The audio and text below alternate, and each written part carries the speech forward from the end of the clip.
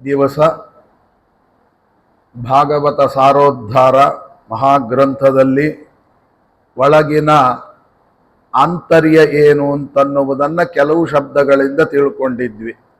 ಅದಕ್ಕೆ ಒಂದು ಉದಾಹರಣೆಯನ್ನು ಕೊಟ್ಟದ್ದೇನು ಅಂದರೆ ಮಹನ್ನಿಂದ ವರ್ಜನ ಅಂತನ್ನುವಂತಹ ಪ್ರಕರಣ. ಅದಕ್ಕೆ ಅವರು ಶ್ಲೋಕವನ್ನು ಬರೆಯುವಾಗ ನೋಡಿ, ಆ ಪ್ರಕರಣದಲ್ಲಿ ಯಾವುದೋ 4ನೆಯ ಸ್ಕಂದದ ಕತೆ, 10ನೆಯ ಸ್ಕಂದದ ಕತೆ, ಆಮೇಲೆ 8ನೆಯ ಸ್ಕಂದದ ಕತೆ, ಹೀಗೆಲ್ಲ ಅಲ್ಲಲ್ಲಲ್ಲಿ ಹೇಳಿದಂಥ ಶ್ಲೋಕಗಳನ್ನು ಸಂಗ್ರಹ ಮಾಡ್ತಾರೆ. ಹೆಸರಿಟ್ಟದ್ದು ಪ್ರಕರಣಕ್ಕೆ ಮಹನ್ನಿಂದ ವರ್ಜನ ಅಂತ. ಯಾಕೆ ಹೇಳಿದ್ರು ಅಂತಂದ್ರೆ, ನಿನ್ನ ಅಷ್ಟೊತ್ತು ಹೇಳಿದ್ದನ್ನ ಒಂದು ಮಾತಿನಲ್ಲಿ ತಿಳಿಯುವುದಾದರೆ ಹಿರಿಯರ ನಿಂದೆಯಾಗ್ತಾ ಇದ್ರೆ ಅದನ್ನ ಕಿವಿಯಿಂದ ಕೇಳಿಸ್ಕೊಳ್ಬಾರ್ದು. ಒಂದು ಎದುರಿಸ್ಬೇಕು, ಇಲ್ಲ ಅಲ್ಲಿಂದ ಎದ್ದು ಹೊರಟು ಹೋಗ್ಬೇಕು ಅನ್ನುವಂತಹ ತತ್ವವನ್ನು ಹೇಳೋದಕ್ಕೋಸ್ಕರ ನಿಂದಾಂ ಭಗವತ ಶೃಣ್ವನ್ ತತ್ಪರಸ್ಯ ಜನಸ್ಯವ ತಥೋ ನಾಪ್ಯೇತಿ ಯಸ್ಸೋಪಿ ಮಾತ್ಯದ ಸುಕೃತಾಚ್ಯುತಃ ಅಂತ ಆ ಶ್ಲೋಕದಲ್ಲಿ ವರ್ಣನೆ ಮಾಡಿದ ಹಾಗೆ ನಿನ್ನೆ ಒಂದು ಕತೆ ಕೇಳಿದ್ವಿ, ದಕ್ಷ ಪ್ರಜಾಪತಿಗಳ ಯಜ್ಞದ ಕತೆ. ಇನ್ನೊಂದು ಹೇಳಿದ್ರು ಶಿಶುಪಾಲ ಎಂಬತಕ್ಕಂತಹ ವ್ಯಕ್ತಿಯ ಸಂಹಾರದ ಸಂದರ್ಭದ ವಿವರಣೆ. ಅವನು ಅಷ್ಟು ಬೈದ್ರು, ಅಲ್ಲಿ ಎಲ್ಲ ಸಭಿಕರು ಕೂಡ ಅಲ್ಲಿಂದ ಹೊರಟು ಹೋಗಿದ್ದಾರೆ. ಆಮೇಲೆ ಭಾಗವತ ಅಂತನ್ನೋದು ಅನೇಕ ಈ ಪ್ರಹ್ಲಾದರಾಜರ ಮಾತನ್ನು ನಾವಿಲ್ಲಿ ಈ ಸಂದರ್ಭದಲ್ಲಿ ನೆನೆಸ್ಕೊಳ್ಬೇಕು. ಅಲ್ಲಿ ಹೇಳ್ತಾರೆ, ಸಂಸಾರದ ಮೋಹ ಹೇಗಿದೆ ಅಂದ್ರೆ ಆ ಸಂಸಾರದ ಮೋಹದಿಂದ ಬಿಟ್ಟು ಹೊರಗೆ ಬರಲಿಕ್ಕೆ ಮನಸ್ಸಾಗೋದಿಲ್ಲ ಅಂತ. ಅದನ್ನ ಪ್ರಹ್ಲಾದರಾಜರು ಹೇಳ್ತಾರೆ 7ನೇ ಸ್ಕಂದ 6ನೇ ಅಧ್ಯಾಯ 19ನೆಯ ಶ್ಲೋಕ. ಅಲ್ಲಿ ಹೇಳ್ತಾರೆ, ತ್ಯಜೇತ ಕೋಶಸ್ಥ ಇವೇಹಮಾನಃ ಕರ್ಮಾಣಿ ಲೋಭಾತ್ ಅವಿತೃಪ್ತ ಕಾಮಃ ಅಂತ. ಅಂದ್ರೆ ಹೇಗಿದೆ ಅಂತಂದ್ರೆ ಈ ಸಂಸಾರದ ಮೋಹ ಬಿಟ್ಟು ಹೋಗೋದಿಲ್ಲ, ಅದರಲ್ಲಿ ಹಾಕೊಂಡ್ಬಿಟ್ರೆ ಹೊರಗೆ ಬರ್ಲಿಕ್ಕಾಗೋದಿಲ್ಲ, ಅದರಲ್ಲೇ ಮರಣ ಹೊಂದಬೇಕಾಗುತ್ತೆ ಅಂತ ಸಂಸಾರದ ಬಗ್ಗೆ ವಿವರಣೆ ಕೊಡ್ತಾ ಅದಕ್ಕೊಂದು ಉದಾಹರಣೆಯನ್ನ ಕೊಡ್ತಾರೆ. ಭಾಗವತದಲ್ಲೇ ಪ್ರಹ್ಲಾದರಾಜರು ಕೊಟ್ಟ ಉದಾಹರಣೆಯನ್ನೇ ಕೊಡ್ತಾರೆ ನಮ್ಮ ಅರಣ್ಯಕಾಚಾರ್ಯರು. ಏನು ಅಂದ್ರೆ ಕೋಶಸ್ಥ ಅಂತ ಒಂದು ಶಬ್ದ ಇದೆ ಅಲ್ಲಿ.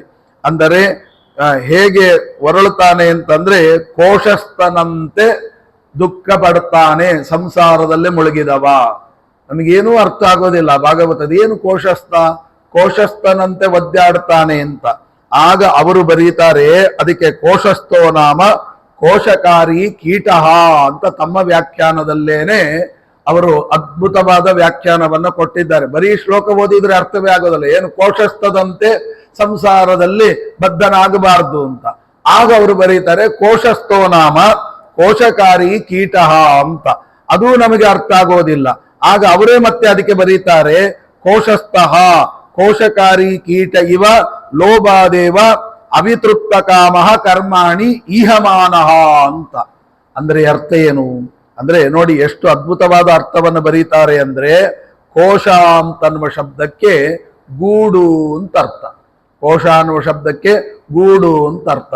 ಕೋಶಸ್ಥ ಅಂದ್ರೆ ಆ ಗೂಡಿನಲ್ಲಿ ತಾನು ವಾಸ ಮಾಡುವ ಪ್ರಾಣಿ ಅಂದ್ರೆ ಯಾವುದದು ಅಂತ ಕೇಳಿದಾಗ ಅದಕ್ಕೆ ಉತ್ತರ ಕೊಡ್ತಾರೆ, ಈ ರೇಷ್ಮೆ ಹುಳ ಇದೆಯಲ್ಲ ಅದು ಅಂತ ಅವರೇ ಉದಾಹರಣೆ ಕೊಟ್ಟು, ರೇಷ್ಮೆ ಹುಳ ಏನ್ ಮಾಡುತ್ತೆ, ಚಂದಾಗಿ ಮನೆ ಕಟ್ಕೋಬೇಕು ಅಂತ ಹೇಳಿ ಅದಕ್ಕೆ ಗೂಡು ಕಟ್ಟತ್ತೆ.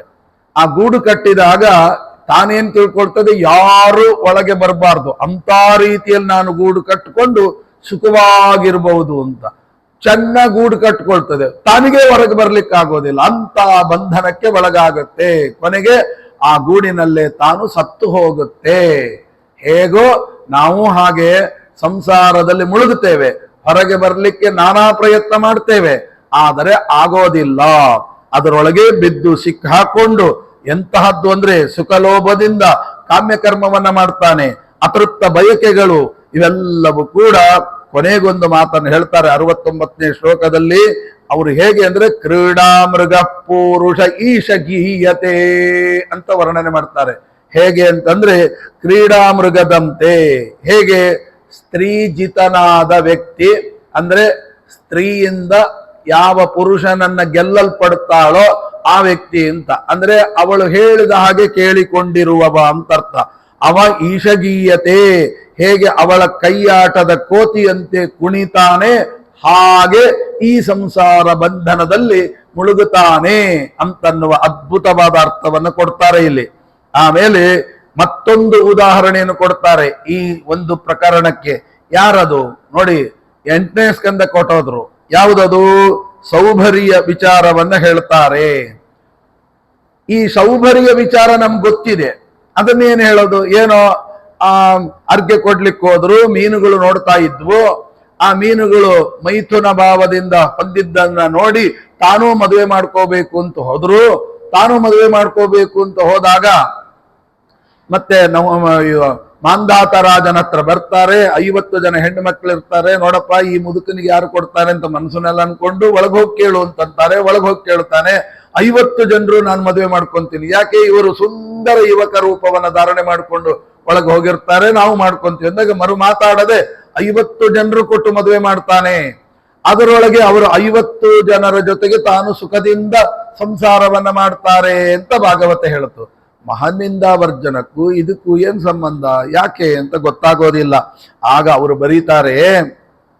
ಯಾಕೆಂದ್ರೆ ಇದನ್ನ ಅವರು ಹೇಳ್ತಾರೆ, ಯಾವತ್ತಿಗೂ ಕೂಡ ನೀವು ಭಗವಂತನನ್ನ ಭಗವದ್ವೇಷಿಗಳ ಸಂಘವನ್ನ ಬಿಡಬೇಕು ಅಷ್ಟೇ ಅಲ್ಲ.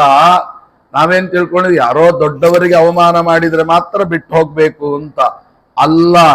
ನಮ್ಮನ್ನೇ ತಪ್ಪು ದಾರಿಗೆ ಸಿಗಿಸುವಂತಹದ್ದು ಯಾವುದಾದರೂ ಇದ್ರೆ ಅದನ್ನು ಬಿಟ್ಟು ಬಿಡ್ಬೇಕು. ಯಾಕೆ? ಅದರೊಳಗೆ ಸಿಕ್ಕಾಕೊಂಡ್ಬಿಟ್ರೆ ಹೊರಗೆ ಬರ್ಲಿಕ್ಕೆ ಆಗೋದಿಲ್ಲ. ಶೌಬರಿ ಋಷಿಗಳನ್ನ ನೋಡ್ರಿ, ಅವ್ರು ಏನ್ ಮಾಡಿದ್ರು ನೋಡಿ. ಆ ಮೀನುಗಳ ಸಂಘವನ್ನ ನೋಡಿ ಇಡೀ ಎಲ್ಲಿ ತನಕ ವ್ಯತ್ಯಾಸ ಆಯಿತು. ಬಹಳ ಅದ್ಭುತವಾದ ವಿಚಾರವನ್ನ ಇಲ್ಲಿ ಹೇಳ್ತಾರೆ. ಹಾಗಾದ್ರೆ ಒಳಗಿನ ತತ್ವ ಏನ್ ನಾವಿಷ್ಟು ತಿಳ್ಕೊಂಡ್ಬಿಟ್ರೆ ಆಯ್ತಾ? ಅದಕ್ಕೆ ಅವರು ಬರೀತಾರೆ, ಶೌಬರಿ ಅಹೋ ಇಮಂ ಪಶ್ಯತ ಮೇ ವಿನಾಶಂ. ಎಂಥ ಅದ್ಭುತವಾದ ಮಾತು. ಅವರು ಆ ಬಯಕೆಯಿಂದ ಮದುವೆ ಮಾಡ್ಕೋಬೇಕು ಅಂತ ಹೋಗಿದ್ದಲ್ಲ ನೋಡಿ. ಇವು ಯಾವುದು ಭಾಗವತದಲ್ಲಿ ಗೊತ್ತೇ ಆಗೋದಿಲ್ಲ. ಭಾಗವತ ಶ್ಲೋಕ ಹೇಳಿದ್ರೆ ಏನೋ ಮೀನನ್ನು ನೋಡಿದ್ರು ಸಂಸಾರ ಮಾಡ್ಬೇಕು ಅಂತಂದ್ರು, 50 ಜನರ ಜೊತೆಗೆ ಸಂಸಾರ ಮಾಡಿದ್ರು, ಇಷ್ಟೇ ಬರ್ತದೆ. ಆಗ ಇವರು ಬರೀತಾರೆ, ಸಾರೋದ್ಧಾರಕಾರರು ಎಷ್ಟು ಚೆನ್ನಾಗಿ ಬರೀತಾರೆ ಅಂದ್ರೆ ಆ ಸೌಭರಿ ಋಷಿಗಳು ಗೃಹಸ್ಥಾಯ ಪ್ರಣಯ ಲೀಲಾ ದರ್ಶನಂ ನ ಕಾರಣಂ. ಅಂದ್ರೆ ಆ ಪ್ರಣಯ ದರ್ಶನ ಏನಿದೆಯಲ್ಲ, ಮೀನಿನ ಪ್ರಣಯ ದರ್ಶನ, ಅದು ಇವರ ವಿವಾಹಕ್ಕೆ ಕಾರಣ ಅಲ್ಲ. ಇದು ಯಾರು ಬರೀತಾರೆ? ಯಾರು ಬರೆದಿಲ್ಲ. ಎಲ್ಲರೂ ಬರೆಯೋದೇನು? ಭಾಗವತದಲ್ಲಿ ಅವರು ಆ ಮೀನನ್ನು ನೋಡಿ 50 ಜನ ಹೆಣ್ಣು ಮಕ್ಕಳನ್ನ ಮದುವೆ ಮಾಡಿಕೊಂಡ್ರು, ಸಂಸಾರ ಮಾಡಿದ್ರು, ಆಮೇಲೆ ಪಶ್ಚಾತ್ತಾಪಟ್ರು ಅಂತ ಕತೆ ಇದೆ. ಇವರು ಬರೀತಾರೆ ಅದು ಕಾರಣವೇ ಅಲ್ಲ ಅಂತೆ. ಮತ್ತೆ ಏನಾಗಾದ್ರೆ ಅಂತ ಕೇಳಿದಾಗ ಅವರು ಬರೀತಾರೆ, ಅವರು ತಮ್ಮ ಸುಖ ಪ್ರಾರಬ್ಧವನ್ನ, ಅಂದ್ರೆ ತಮ್ಮ ಸುಖ ಪ್ರಾರಬ್ಧವನ್ನ ಮುಗಿಸ್ಕೋಬೇಕು. ಏನ್ ಮಾಡೋದು ಅಂತ ನೋಡಿ. ಇದನ್ನು ಯೋಚನೆ ಮಾಡಿದ್ರು. ತಪಸ್ಸಿನ ಬಲದಿಂದ ಅವರಿಗೆ ಇನ್ನು 50 ಜನ್ಮದಲ್ಲಿ ಗೃಹಸ್ಥ ಧರ್ಮವನ್ನ ಆಚರಣೆ ಮಾಡುವ ಪ್ರಾರಬ್ಧ ಕರ್ಮ ಇದೆ ಅಂತ ಗೋಚರವಾಯಿತು ತಮ್ಮ ತಪಸ್ಸ ಪ್ರಾಬಲ್ಯದಿಂದ. ಆಗ ಏನ್ ಮಾಡಿದ್ರು? ಇನ್ನೂ 50 ಜನ್ಮ ಕಾಯ್ಬೇಕಾ ನಾನು ಭಗವಂತನ ಕಾಣ್ಲಿಕ್ಕೆ? ಏನ್ ಮಾಡೋದು?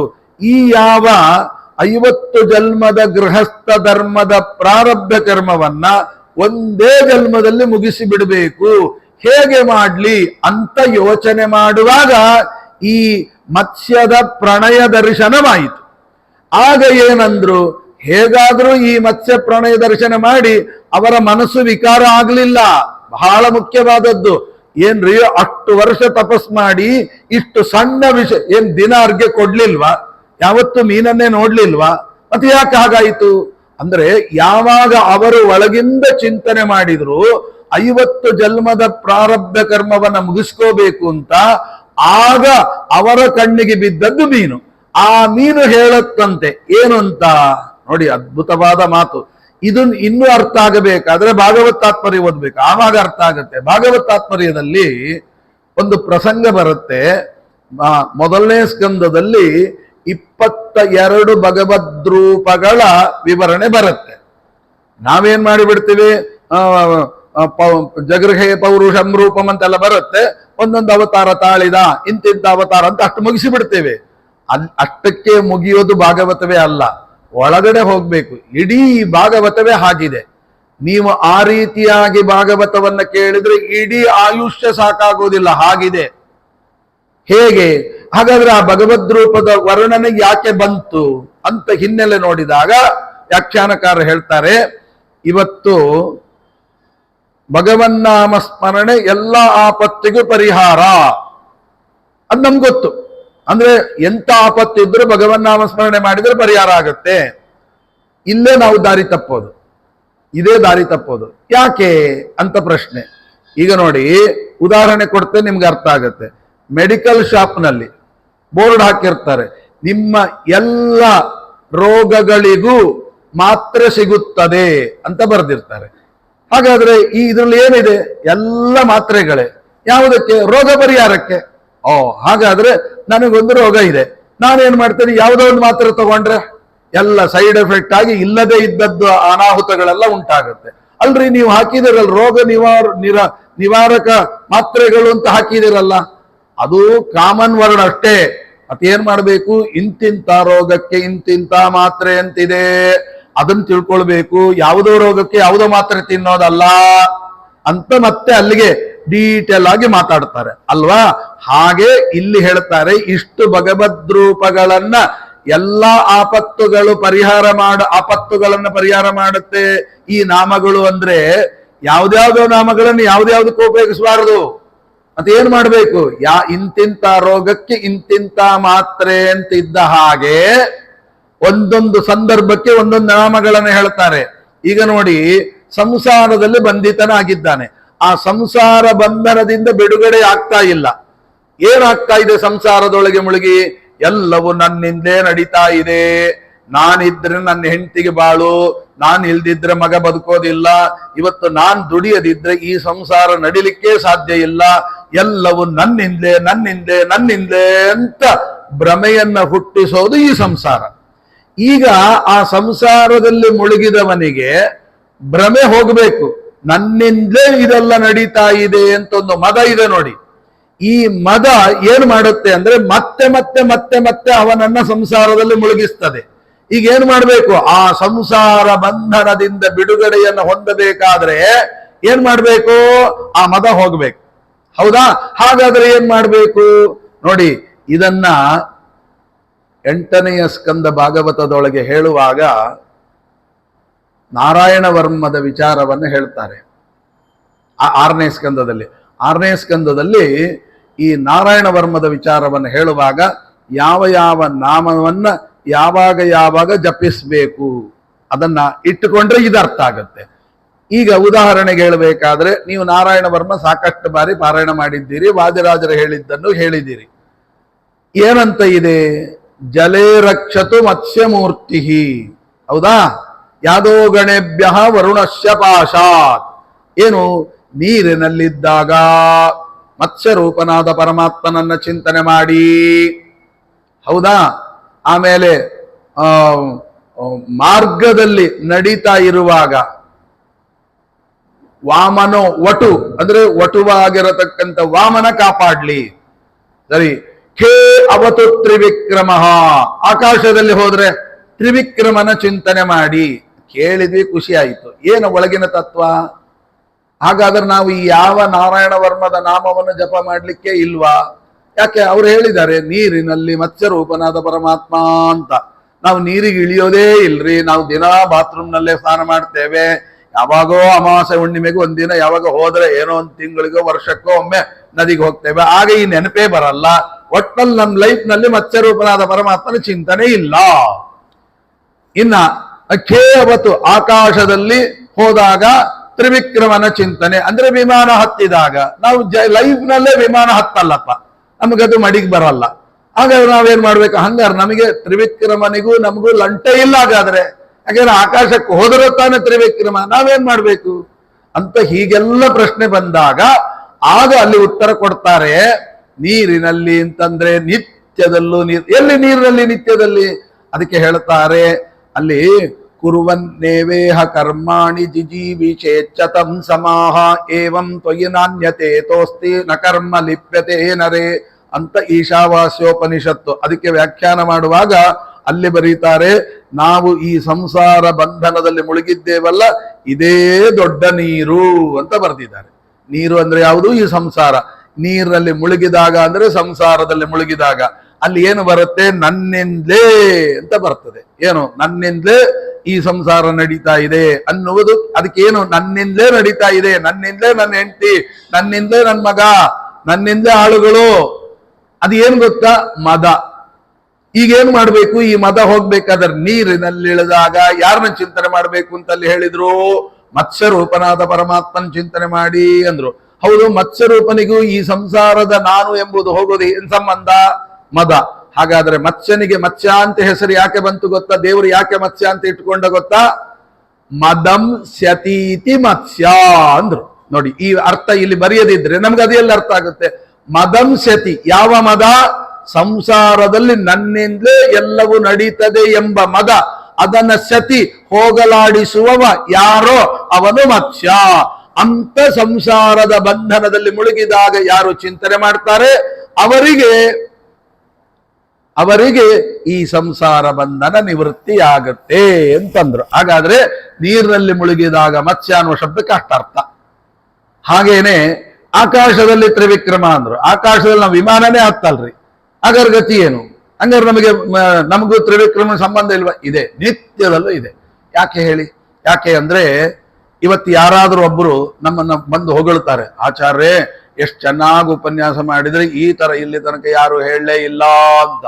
ಆಗ ನೋಡ್ಬೇಕು ನಾವು ಎಷ್ಟು ಮೇಲೆಗೆ ಹೋಗ್ತೀವಿ, ಬೆಲವನ್ನು ಉಬ್ಬಿದಾಗ ಹೋಗ್ತೀವಿ. ನಿಜವಾಗಿ ನನ್ನ ಹಣೆ ಬಾರ ಏನು ಅಂತ ನನ್ಗೆ ಗೊತ್ತು. ಅವ ಹೊಗಳಿದ ಅಂತ ಹೇಳ್ಬಿಟ್ಟು ಅದನ್ನೇ ನಾನು ನಿಜ ಅಂತ ತಿಳ್ಕೊಂಡು ಮೇಲೆ ಮೇಲೆ ಮೇಲೆ ಮೇಲೆ ಮೇಲೆ ಮೇಲೆ ಹೋಗ್ತೀನಿ.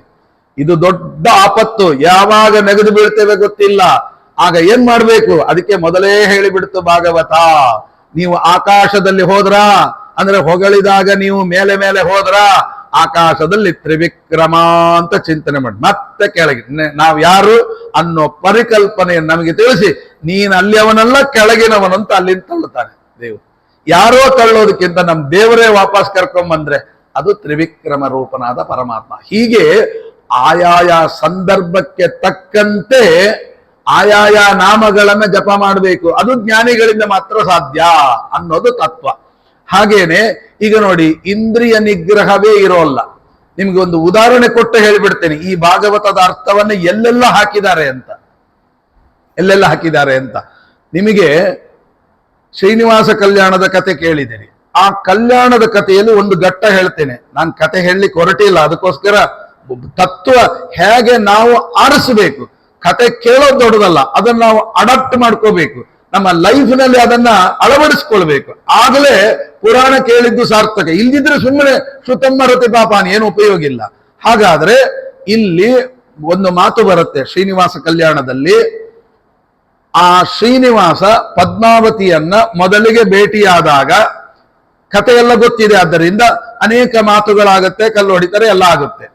ಆದ್ರೆ ಅಲ್ಲಿ ಒಂದು ಶ್ರೀನಿವಾಸ ನಾನು ಹೇಳ್ತಾನೆ ಏನಂತ, ನಿನ್ನನ್ನ ಬಿಟ್ಟು ನಾನು ಬದುಕಲಿಕ್ಕೆ ಇಷ್ಟ ಇಲ್ಲ, ನೀನೇ ನನಗೆ ಸರ್ವಸ್ವ, ನಿನ್ನನ್ನ ಮದುವೆ ಮಾಡಿಕೊಂಡೇ ನಾನು ಹೋಗ್ತೇನೆ, ನಿನ್ನನ್ನು ಬಿಟ್ಟು ಹೋಗ್ಲಿಕ್ಕೆ ನನ್ನ ಮನಸ್ಸು ಒಪ್ಪುತ್ತಾ ಇಲ್ಲ, ನೀನು ನನ್ನ ದಾರಿದೀಪ, ನನ್ನ ಜೀವನದ ಬೆಳಕು ಎಲ್ಲ ಮಾತಾಡ್ತಾರಲ್ಲ ಇವತ್ತು. ಎಲ್ಲ ಮಾತನ್ನ ಅಲ್ಲಿ ಕಾಣ್ತೇವೆ, ಶ್ರೀನಿವಾಸ ದೇವರು ಪದ್ಮಾವತಿಗೆ ಮಾತನಾಡೋದನ್ನ.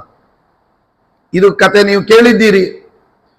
ಈ ರೀತಿಯಾಗಿ ಮಾತನಾಡತಕ್ಕಂಥದ್ದನ್ನ ನಾವೇನು ಕೇಳ್ತೇವೆ, ಈ ರೀತಿಯಾಗಿ ನಾವು ಮಾತನಾಡತಕ್ಕಂಥದ್ದನ್ನು ಏನು ಕೇಳ್ತೇವೆ, ಅದಕ್ಕೆ ಅರ್ಥ ಏನು? ಹಾಗಾದ್ರೆ ಶ್ರೀನಿವಾಸನಿಗೆ ಅಷ್ಟು ಅವಳ ಮೇಲೆ ಮೋಹವ? ಶಾಸ್ತ್ರ ಹೇಳುತ್ತೆ ಅವನು ಸ್ವರಮಣ ಅಂತ, ತನ್ನಿಂದ ತಾನೇ ಸುಖ ಪಡುವವನು. ಇಲ್ಲಿ ಹೇಳ್ತಾನೆ ನಿನ್ನನ್ನು ಬಿಟ್ಟು ನಾನು ಬದುಕೋದೇ ಇಲ್ಲ. ಏನಿದಕ್ಕೆಲ್ಲ ಅರ್ಥ? ಆಗ ಅವನ್ ನಿನ್ನನ್ನು ಪಡೆದೇ ತೀರ್ತೇನೆ ಅಂತ ಯಾವಾಗ ಹೇಳ್ತಾನೆ, ಆವಾಗ ಒಂದು ಮಾತು ಹೇಳ್ತಾರೆ.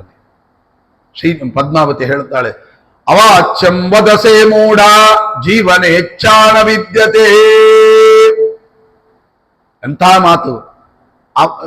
ನೋಡಿ, ಕನ್ನಡದ ಅನುವಾದ ಇರುವ ಪುಸ್ತಕ ಬೇಕಾದ್ರೂ ತಗೊಂಡು ನೋಡಿ. ಅಲ್ಲಿ ಏನಿದೆ? ಅವಾಚ್ಯಂ ವದಸೆ ಮೂಢ. ಅಲ್ಲಿ ಏನಿದೆ ಆ ಶ್ರೀನಿವಾಸ ಕಲ್ಯಾಣದಲ್ಲಿ? ಅವಾಚ್ಯಂ ವದಸೆ ಮೂಢ. ಪದ್ಮಾವತಿ ಬೈತಾ ಇರೋದು ಶ್ರೀನಿವಾಸನಿಗೆ. ಏನು ಹಂಗಂದ್ರೆ, ಅವಾಚ್ಯಂ, ಆಡಬಾರದ ಮಾತನ್ನ ಆಡ್ತಾ ಇದ್ದಿ, ಹೇ ಮೂಢ, ಹೇ ಮೂರ್ಖ ಅಂತಲೇ ಬೈದಿದ್ದಾರೆ. ಅಲ್ಲ, ಲಕ್ಷ್ಮೀದೇವಿ ಪರಮಾತ್ಮನಿಗೆ ಈ ತರ ಬೈಯೋದನ್ನ ಎಲ್ಲಿಯಾದ್ರೂ ಇತಿಹಾಸದಲ್ಲಿ ಕೇಳಿದ್ದೀರಾ? ಮತ್ತೆ ಇಲ್ಲಿ ಶ್ರೀನಿವಾಸ ಕಲ್ಯಾಣದಲ್ಲಿ ಹೇಳ್ತಾರೆ ಬಾಯಿಗೆ ಬಂದಾಗ ಬೈದ್ಲು ಅಂತ. ನೀವೇನ್ ಅರ್ಥ ಮಾಡ್ತೀರಿ? ಹೌದು, ಇವಳು ಬೈದ್ಲು, ಅವನು ಆ ತರ ಮಾತನಾಡಬಾರ್ದಾಗಿತ್ತು, ಆದ್ದರಿಂದ ಬೈದ್ಲು ಅಂತೀರಾ? ನರಕ. ಮತ್ತೆ ಏನ್ ಮಾಡ್ಬೇಕು? ಅರ್ಥ ಆಗದೆ ಏನಂತ ಅರ್ಥ ಮಾಡ್ತೀರಿ? ಆಗ ವ್ಯಾಖ್ಯಾನಕಾರರು, ಅದಕ್ಕೆ ಹುಲಿಮನಿ ಆಚಾರ್ಯರು ಅಂತ ಬಹಳ ದೊಡ್ಡ ಮಹಾತ್ಮರು, ಅವರು ವ್ಯಾಖ್ಯಾನ ಬರೆದಿದ್ದಾರೆ. ಅವರು ಹೇಳುತ್ತಾರೆ, ಲಕ್ಷ್ಮಿ ಪರಮಾತ್ಮನ ಜೊತೆಗೆ ಯಾವತ್ತೂ ವಿರೋಧ ಮಾತನಾಡುದು. ಮತ್ತೆ ಹಾಗಾದ್ರೆ ಅವಾಚ್ಯಂ ವದಸೆ ಮೂಢ ಅಂದ್ರೆ ಏನು? ಅದಕ್ಕೆ ಅವರು ಅರ್ಥ ಬರೀತಾರೆ. ಅವಾಚ್ಯಂ ಅಂತಂದ್ರೆ ನ ವಾಚ್ಯಂ ಅವಾಚ್ಯಂ. ವಾಚ್ಯಂ ಅಂದ್ರೆ ಏನು? ಅರ್ಥ ಆಗೋದಕ್ಕೆ ವಾಚ್ಯ. ನ ವಾಚ್ಯಂ, ನೀನು ಏನು ಹೇಳ್ತಾ ಇದ್ದೆ ನನಗೆ ಏನೂ ಅರ್ಥ ಆಗ್ತಾ ಇಲ್ಲ ಸ್ವಾಮಿ, ನಾನು ಸರ್ವಜ್ಞಳು ಅಂತ ಶಾಸ್ತ್ರ ಕರೀತದೆ, ಆದ್ರೆ ನಿನ್ನ ಮಾತನ್ನ ಅರ್ಥ ಮಾಡ್ಕೊಳ್ಳೋ ಯೋಗ್ಯತೆನೇ ಇಲ್ಲ. ನೀನ್ ಹೇಳ್ತಿ ನನ್ನಿಂದಲೇ ನನ್ನ ಜೀವನ ಅಂತಿ, ನನ್ನಿಂದ ನಿನ್ ಜೀವನ ಏನು? ನಿನ್ನ ಸರ್ವತಂತ್ರ ಸ್ವತಂತ್ರ, ನಿನ್ನ ಮಾತುಗಳಿಗೆ ಏನು ಅರ್ಥ ಮಾಡ್ಬೇಕು ಅಂತ ಅರ್ಥ ಆಗ್ತಾ ಇಲ್ಲ. ಅಲ್ಲ, ಅಷ್ಟು ಭಕ್ತಿ ಇದ್ದಿದ್ರೆ ಮೂಢ ಅಂತ ಯಾಕೆ ಬೈಬೇಕಾಗಿತ್ತು? ಅಲ್ಲ, ಅವಳು ಬೈಯಲ್ಲ ಅಂತ ಶಾಸ್ತ್ರನೇ ಹೇಳತ್ತೆ. ಮಹಾಭಾರತ ತಾತ್ಪರ್ಯ ನಿರ್ಣಯದಲ್ಲಿ ಅಗಸರ ಮಾತನ್ನು ಕೇಳಿ ಸುರಾಣಕರ ಕಥೆಯನ್ನು ಶ್ರೀಮದಾಚಾರ್ಯ ನಿರ್ಣಯ ಕೊಡ್ತಾರೆ. ಅವರು ತಪ್ಪಾಗಿ ಪರಮಾತ್ಮನಿಗೂ ಲಕ್ಷ್ಮಿಗೂ ವಿಯೋಗ ಆಯಿತು ಅಂತ ತಿಳಿದಿದ್ದಕ್ಕೆ ಅವರಿಗೆ ಮಹಾ ನರಕ ಆಯಿತು ಅಂತ ಎಂದೆಂದೂ ವಿರೋಧ ಮಾಡೋದಿಲ್ಲ. ಮತ್ತೆ ಹಾಗಾದ್ರೆ ಇಲ್ಲಿ ಏನ್ ಅರ್ಥ ಮಾಡ್ಬೇಕು? ಬೈದ್ಲಿ ಯಾಕೆ?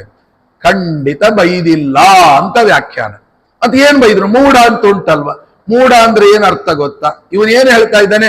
ನೀನ್ ನನ್ನ ಪಡೆದೇ ನಾನು ಹೋಗ್ಬೇಕು, ನಿನ್ನನ್ನ ಬಿಟ್ಟು ನನ್ನ ಯಾವ ಇಂದ್ರಿಯಗಳು ನಿನ್ನನ್ನ ಬಿಡ್ಲಿಕ್ಕೆ ನನ್ನ ಮನಸ್ಸು ಒಪ್ತಾ ಇಲ್ಲ ಅಂತ ಹೇಳ್ತಾನೆ. ಅದಕ್ಕೆ ಅವಳು ಮೂಢ ಅಂತ ಬೈದ್ಲು. ಮೂಢ ಅನ್ನುವ ಶಬ್ದಕ್ಕೆ ಮೇಲ್ನೋಟಕ್ಕೆ ಅದು ಬೈಗಳು ಅಂತಿದ್ರು ಕೂಡ ಅವರ ವ್ಯಾಖ್ಯಾನದಲ್ಲಿ ಬರೀತಾರೆ, ಮೂಢ ಅಂದ್ರೆ ಏನ್ ಗೊತ್ತಾ? ಓಡ ಅಂದ್ರೆ ಬೆನ್ನು, ಮೋಡ ಅಂದ್ರೆ ಗಟ್ಟಿಯಾದ ಬೆನ್ನು ಉಳ್ಳವನೇ ಅಂತ ಅರ್ಥ. ಅದರ ಡೈರೆಕ್ಟ್ ಮೀನಿಂಗ್ ಏನಪ್ಪಾ? ಗಟ್ಟಿಯಾದ ಬೆನ್ನು ಉಳ್ಳವನೇ ಅಂತ ಅರ್ಥ. ಯಾವುದು? ಕೂರ್ಮರೂಪಿಯಾದ ಪರಮಾತ್ಮ ಅಂತ ಅರ್ಥ. ಹೇ ಮೂಢ ಅಂದ್ರೆ ಹೇ ಕೂರ್ಮರೂಪಿಯಾದ ಪರಮಾತ್ಮನೇ, ನಿನ್ನ ಮಾತುಗಳು ಏನು ಅರ್ಥ ಆಗ್ತಾ ಇಲ್ಲ ಅಂತ ಮಹಾತಾಯಿ ತನ್ನ ಗಂಡನನ್ನ ಸ್ತೋತ್ರ ಮಾಡ್ತಿದ್ದಾಳೆ. ಹೀಗಂದ್ರೂ ಕೂಡ ಶಾಸ್ತ್ರ ಅಷ್ಟು ಸುಲಭ ಇಲ್ಲ. ಯಾವಾಗ್ಲೂ ಒಂದು ತಿಳ್ಕೊಳ್ಳಿ, ಪ್ರಸಂಗಾನುಕೂಲ್ಯ, ವಕ್ತಾನುಕೂಲ್ಯ, ಶ್ರೋತ್ರಾನುಕೂಲ್ಯ ಇವೆಲ್ಲ ಇರಬೇಕು. ಶಾಸ್ತ್ರದಲ್ಲಿ ಇಲ್ದಿಲ್ದ್ರೆ ಅದು ವ್ಯರ್ಥ ಆಗೋಗುತ್ತೆ. ಹಾಗೆ ಪ್ರಸಂಗಾನುಕೂಲ್ಯ ಅಂತಿದೆ. ಈಗ ಉದಾಹರಣೆಗೆ ನಿಮ್ಗೆ ಕೊಡ್ಬೇಕಾದ್ರೆ, ಒಂದು ದೊಡ್ಡ ಕುದುರೆಗೆ ಸೈಂಧವ ಅಂತ ಕರೀತಾರೆ, ಉಪ್ಪಿಗೂ ಸೈಂಧವ ಅಂತ ಕರೀತಾರೆ. ಈಗ ನೀವು ಯಾವುದಾದ್ರೂ ಕರಿಬೋದು. ಸೈಂಧವ ಅಂದ್ರೆ ಉಪ್ಪುನೂ ಆಗುತ್ತೆ, ಕುದುರೆನೂ ಆಗುತ್ತೆ. ನಾನು ಮಜ್ಜಿಗೆಯನ್ನು ಊಟ ಮಾಡ್ತಾ ಇದ್ದೇನೆ, ಸೈಂಧವ ಮಾನಯ ಅಂದ್ರೆ ಏನು? ಕುದುರೆ ತಂದು ನಿಲ್ಲಿಸ್ತೀರಾ? ಏನ್ ಮೂರ್ಖ ಅಂತ ಬೈತೀರಾ ಇಲ್ವಾ? ಗೊತ್ತಾಗಲ್ಲ ದಡ್ಡ ಅಲ್ರಿ. ಸೈಂಧವ ಅನ್ನೋ ಶಬ್ದಕ್ಕೆ ಕುದುರೆ ಅಂತ ಅರ್ಥ ಉಂಟಲ್ವಾ? ಪ್ರಸಂಗಾನುಕೂಲ್ಯ ಇದೆಯಾ? ಮತ್ತೆ ಕ್ವಶನ್. ಪ್ರಸಂಗ ನಾನು ಏನ್ ಮಾಡ್ತಾ, ನಾನು ಯುದ್ಧಕ್ಕೆ ಹೊರಟಾಗ ಸೈಂಧವ ಮಾನಯ ಅಂದ್ರೆ ಕುದುರೆನೆ, ಉಪ್ಪು ತರಬಾರ್ದಾಗ. ಮಜ್ಜಿಗೆಯನ್ನು ಊಟ ಮಾಡ್ತಿರ್ಬೇಕಾದ್ರೆ ಸೈಂಧವ ಮಾನಯ ಅಂದ್ರೆ ಉಪ್ಪೇ ಹೊರತು ಕುದುರೆ ಅಲ್ಲ. ಅರ್ಥ ಇರಬಹುದು, ಪ್ರಸಂಗಾನುಕೂಲ್ಯ ಇರಬೇಕು. ಹಾಗೆ ಇಲ್ಲಿ ಶ್ರೀನಿವಾಸ ಬಂದು ಗಲಾಟೆ ಮಾಡ್ತಾ ಇದ್ದಾನೆ, ನೀನಿಲ್ದೆ ಬದುಕೋದಿಲ್ಲ ಅಂತ ಹೇಳ್ತಾ ಇದ್ದಾನೆ. ಅದಕ್ಕೆ ಅವಳು ಏನ್ ಮಾತನಾಡ್ತಾ ಇದ್ದಿ ಅಂತ ಹೇಳಿದ್ದು. ಮೂಢ ಅಂದ್ರೆ ಕೂರ್ಮ ಅಂತ. ಆ ಕೂರ್ಮನಿಗೂ ಶ್ರೀನಿವಾಸನಿಗೂ ಎತ್ತಣ ಸಂಬಂಧ. ಏನಾದ್ರು ಪ್ರಸಂಗಕ್ಕೆ ಅನುಕೂಲವಾಗುವ ಅರ್ಥ ಬರಿಬೇಕಲ್ಲ. ಅರ್ಥ ಇದೆ ಅಂತ ಬಾಯಿಗೆ ಬಂದಂಗೆ ಬರಿಬಾರ್ದಲ್ವಾ? ಯಾಕೆ ಬರ್ದ್ರಿ ಅಂತ ಮತ್ತೆ ಕ್ವಶನ್ ಕೇಳಿದ್ರೆ ಅದಕ್ಕೆ ವ್ಯಾಖ್ಯಾನಕಾರರು ಉತ್ತರ ಕೊಡ್ತಾರೆ, ಭಾಗವತ ಓದ್ರಿ ಆಗ ಇದರ ಅರ್ಥ ಆಗುತ್ತೆ. ಮತ್ತೆ ನೋಡಿ, ಭಾಗವತಕ್ಕೆ ಬರ್ಬೇಕು. ಭಾಗವತ ಓದಿದ್ರೆ ಏನರ್ಥ ಆಗುತ್ತೆ? ಆ ಭಾಗವತದಲ್ಲಿ ಹೇಳ್ತಾರೆ, ಯಾರಿಗೆ ಇಂದ್ರಿಯ ನಿಗ್ರಹ ಇಲ್ಲ, ಇಂದ್ರಿಯಗಳು ನಿಮ್ಮ ಅಧೀನದಲ್ಲಿ ಇರೋದಿಲ್ಲ, ಆ ಇಂದ್ರಿಯಗಳು ಬೇಕಾಬಿಟ್ಟಿ ಹೋಗ್ತಾ ಇರ್ತದೆ, ಆ ಸಂದರ್ಭದಲ್ಲಿ ಬೆಳಗೆದ್ದು ಕೂಡ್ಲೆ ಒಂದು ನಾಮವನ್ನ ಜಪಿಸಿದರೆ ಇಂದ್ರಿಯ ನಿಗ್ರಹ ಪ್ರಾಪ್ತಿ ಎಂದ್ರು. ಯಾವ ನಾಮ ಅದು? ಕೂರ್ಮ ಅಂತ ಚಿಂತನೆ ಮಾಡಿದ್ರೆ ಇಂದ್ರಿಯಗಳು ಕಂಟ್ರೋಲ್ಗೆ ಬರುತ್ತಂತೆ. ಯಾಕೆ ಅಂದ್ರೆ ಆ ಕೂರ್ಮ ನೋಡಿ, 2 ಕಾಲು 2 ಕೈ ತಲೆ ಹೊರಗೆ ಹಾಕುತ್ತೆ, ಆಟ ಆಡತ್ತೆ. ಆಪತ್ತು ಬಂದ್ರೆ ಈ ಹೊರಗೆ ಬಿಡ್ಲಿಕ್ಕೆ ಹೇಗೆ ಗೊತ್ತೋ ಆ ಕೂರ್ಮಕ್ಕೆ, ಆಪತ್ತು ಬಂದಾಗ ಒಳಗೆ ಹೇಳ್ಕೊಳ್ಳಿಕ್ಕೂ ಅಷ್ಟೇ ಸ್ಪೀಡ್ ಗೊತ್ತು. ಬಿಡೋದಕ್ಕೂ ಗೊತ್ತು, ಆಪತ್ತು ಬಂದಾಗ ಒಳಗೆ ಎಳ್ಕೊಳ್ಳೋದಕ್ಕೂ ಗೊತ್ತು. ನಮ್ಗೆ ಹಾಗಲ್ಲ, ಇಂದ್ರಿಯಗಳನ್ನ ಬಿಟ್ಟು ಗೊತ್ತು, ಆಪತ್ತು ಬಂದಾಗ ಒಳಗೆ ಎಳ್ಕೊಳ್ಬೇಕು ಅಂತ ಗೊತ್ತಿಲ್ಲ. ಅದಕ್ಕೇನ್ ಮಾಡ್ಬೇಕು? ಆ ಎಳ್ಕೊಳ್ಳುವ ತಾಕತ್ತು ಯಾರಲ್ಲಿ ಉಂಟೋ ಆ ರೂಪದ ಚಿಂತನೆ ಮಾಡಿ, ಆ ರೂಪದ ಚಿಂತನೆ ಮಾಡಿಬಿಟ್ರೆ, ಬೆಳಗೆದ್ದು ಕೂಡಲೇ ಕೂರ್ಮ ರೂಪಿಯಾದ ಪರಮಾತ್ಮನ ಚಿಂತನೆ ಮಾಡಿಬಿಟ್ರೆ ಆಗ ನಿಮ್ಮ ಇಂದ್ರಿಯಗಳ ನಿಗ್ರಹವಾಗುತ್ತೆ. ಹೌದ್ರಿ, ಇಷ್ಟೆಲ್ಲ ಅರ್ಥ ಹೇಳಿದ್ರಿ. ಈ ಪ್ರಸಂಗಕ್ಕೆ ಪದ್ಮಾವತಿ ಕೂರ್ಮದ ಚಿಂತನೆ ಯಾಕೆ ಮಾಡಿದ್ಲು ಅಂದ್ರೆ, ಈ ನೀನಿಲ್ದೆ ನಾನು ಬದುಕೋದಿಲ್ಲ, ನೀನೇ ಸರ್ವಸ್ವ, ಇದೆಲ್ಲ ಯಾರು ಹೇಳ್ತಾರೆ ಗೊತ್ತಾ? ಯಾರಿಗೆ ಇಂದ್ರಿಯ ನಿಗ್ರಹ ಇಲ್ಲ ಅವರು ಹೇಳುವ ಮಾತು. ನಿನಗೆ ಇಂದ್ರಿಯ ನಿಗ್ರಹ ಇಲ್ಲ ಅಂತ ಹೇಳೋಣವೇ ಇಲ್ಲ. ಯಾರು ದಿನ ಬೆಳಗ್ಗೆದ್ದು ಕೂಡಲೇ ಕೂರ್ಮ ಅಂತಂದ್ರೆ ಇಂದ್ರಿಯ ನಿಗ್ರಹ ಉಂಟಾಗುತ್ತೋ ಅಂತ ನಿನಗೆ ಇಂದ್ರಿಯ ನಿಗ್ರಹ ಇಲ್ಲ ಅಂತಂದ್ರೆ ಅತಿಶಯೋಕ್ತಿ ಆಗ್ತದಲ್ಲ ಸ್ವಾಮಿ ಅಂತನ್ನುವುದಕ್ಕೋಸ್ಕರವಾಗಿ ಕೂರ್ಮ ಅಂತ ಶಬ್ದವನ್ನ ಆಡಿದ್ದಾಳೆ ಅಂತ ವ್ಯಾಖ್ಯಾನಕಾರರು.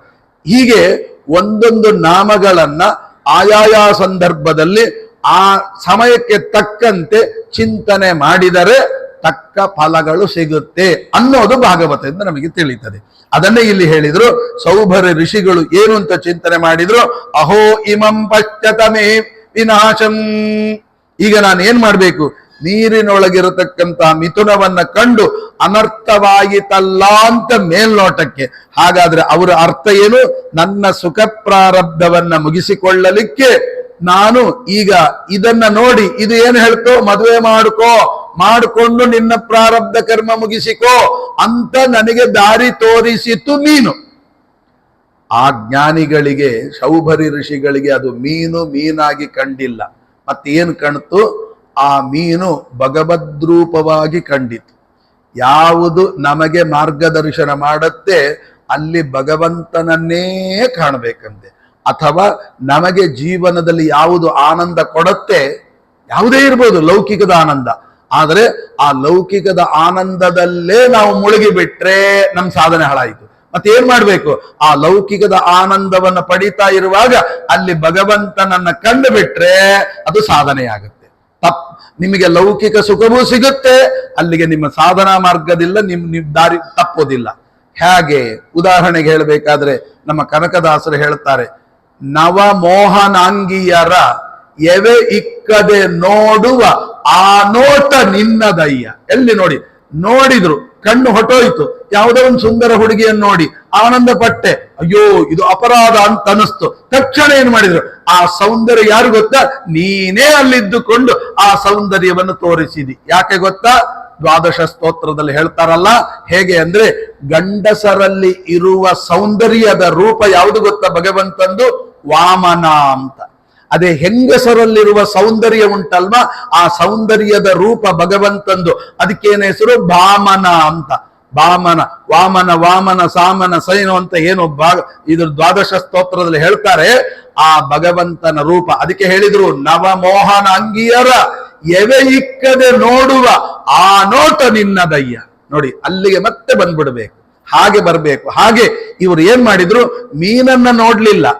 ಏನ್ ಮಾಡಿದ್ರು? ಮೀನು ನೋಡಿ, ಆ ಮೀನು ಏನ್ ಮಾಡ್ತು?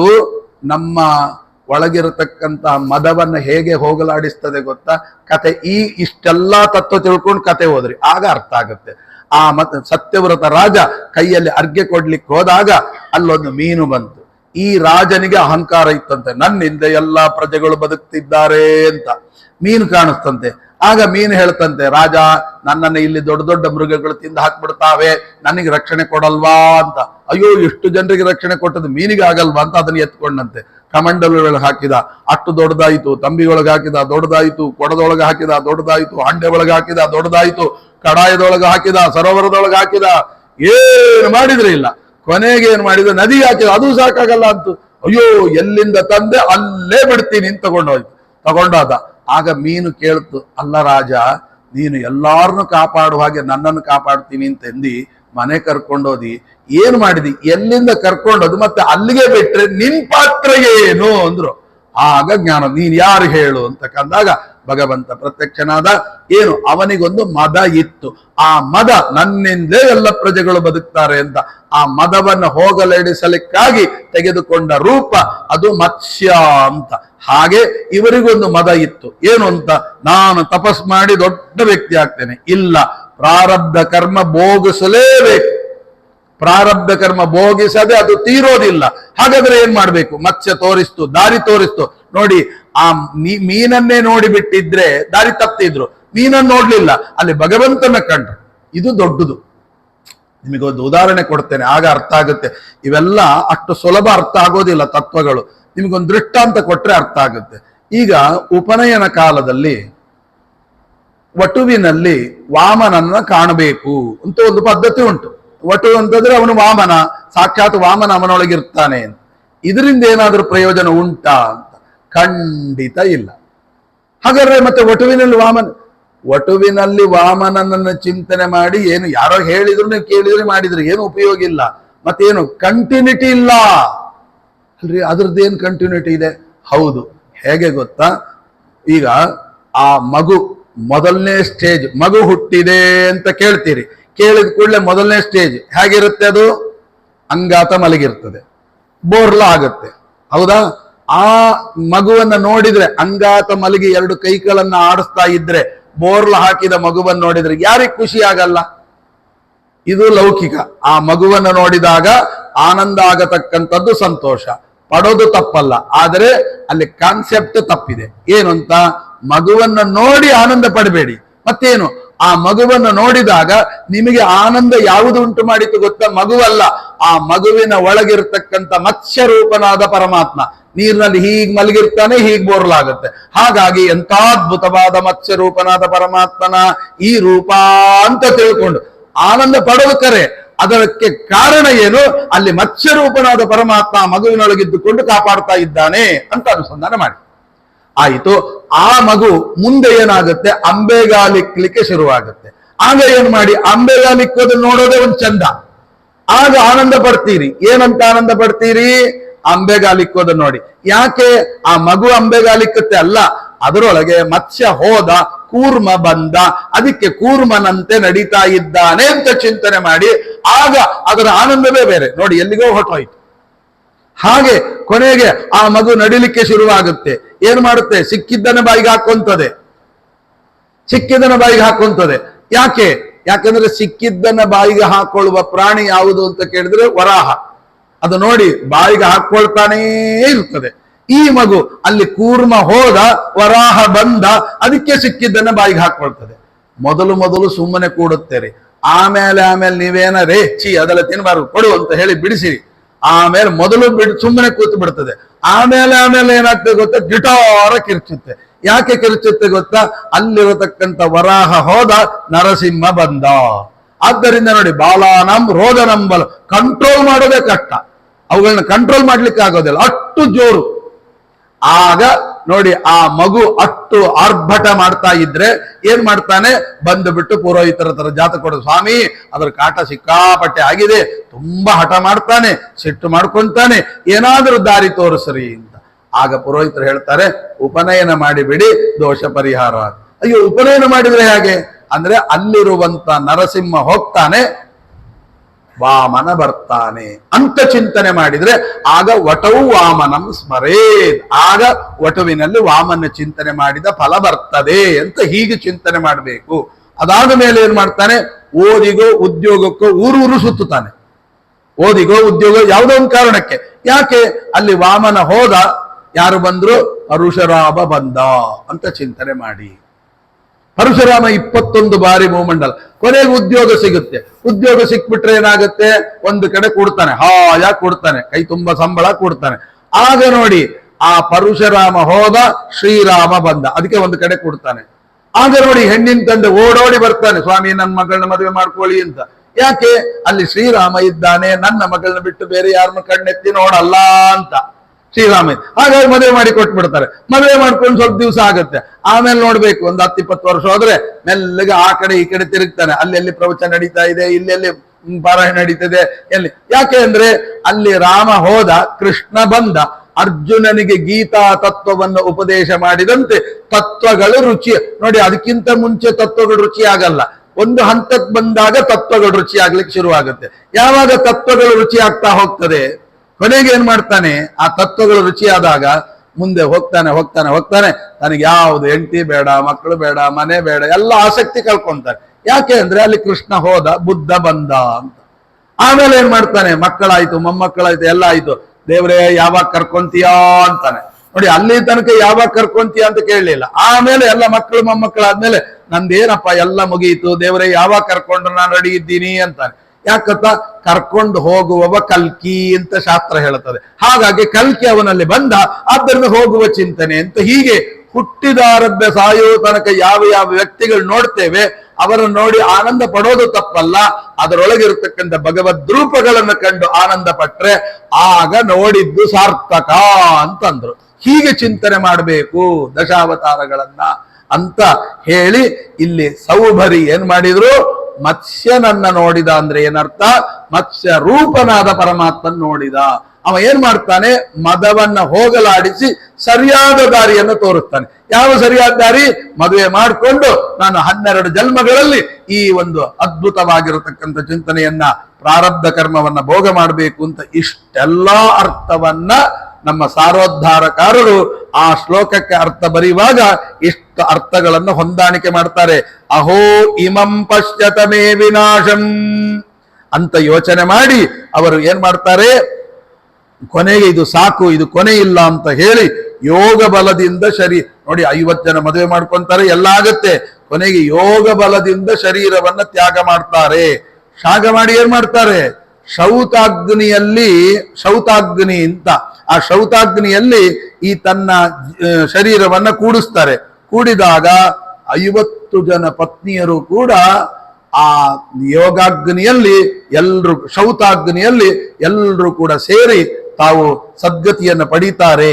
ಇದು ಶೌಭರಿ ಋಷಿಗಳು ಮಾಡಿದ ದೊಡ್ಡ ಸಾಧನೆ. ಆದರೆ ಅಜ್ಞಾನಿಗಳು ಏನ್ ಮಾಡ್ತಾರೆ, ಸಂಸಾರದಲ್ಲಿ ಅತ್ಯಾಸಕ್ತಿಯನ್ನು ಹೊಂದಿ 50 ಜನರ ಮದುವೆ ಆದರು ಅಂತ ತಪ್ಪಾಗಿ ತಿಳಿದು ತಾವೇ ಗುಂಡಿಯಲ್ಲಿ ಬೀಳ್ತಾರೆ. ಯಾವಾಗಲೂ ಒಂದ್ ತಿಳ್ಕೊಳ್ಳಿ, ನಾವು ಗುಂಡಿಯಲ್ಲಿ ಬಿಡ್ಲಿಕ್ಕೆ ಏನ್ ಕಾರಣ ಗೊತ್ತಾ, ಇನ್ನೊಬ್ಬರು ಗುಂಡಿಗೆ ಬಿದ್ದಿದ್ದಾರೆ ಅಂತ ತಪ್ಪಾಗಿ ಅರ್ಥೈಸ್ತೇವಲ್ವಾ, ಆ ಅರ್ಥೈಸುವುದೇ ನಾವು ಗುಂಡಿಗೆ ಬೀಳ್ಲಿಕ್ಕೆ ಕಾರಣ. ಆದ್ದರಿಂದ ಯಾವ ಜ್ಞಾನಿಗಳನ್ನ ನಾವು ತಪ್ಪಾಗಿ ಅರ್ಥೈಸಬಾರದು. ಎಂದರೋ ಮಹಾನುಭಾವರು, ಯಾರ ಬಗ್ಗೆನೂ ನಮಗೆ ಕೆಟ್ಟ ಅಭಿಪ್ರಾಯ ಬರಬಾರ್ದು ಅಂತನ್ನುವಂತಹದ್ದನ್ನ ಇಲ್ಲಿ ಎಚ್ಚರಿಕೆ ಕೊಡ್ತಾರೆ. ಇಷ್ಟೆಲ್ಲ ಕಥೆಯನ್ನ ಹೇಳುವುದಕ್ಕಾಗಿ ಪಶ್ಚಾತ್ತಾಪದ ಮಾತಿನಂತೆ ಶೌಭರಿಯನ್ನ ಅರ್ಥೈಸಿಕೊಳ್ಬೇಕು. ನೋಡಿ, ಇಷ್ಟೆಲ್ಲ ಅರ್ಥ ಆಯಿತು. ನೋಡಿ, ಒಂದು ಶೌಭರಿ ಕಥೆ ಒಳಗೆ ಇಷ್ಟ ಅರ್ಥ ಇದೆ ಅಂತ ತೋರಿಸ್ತಾರೆ. ಇನ್ನ ಮುಂದಿನ ಮಾತನ್ನ ಹೇಳ್ತಾರೆ. ಏನು ಗೊತ್ತಾ, ಧ್ರುವರಾಜರ ಕತೆ.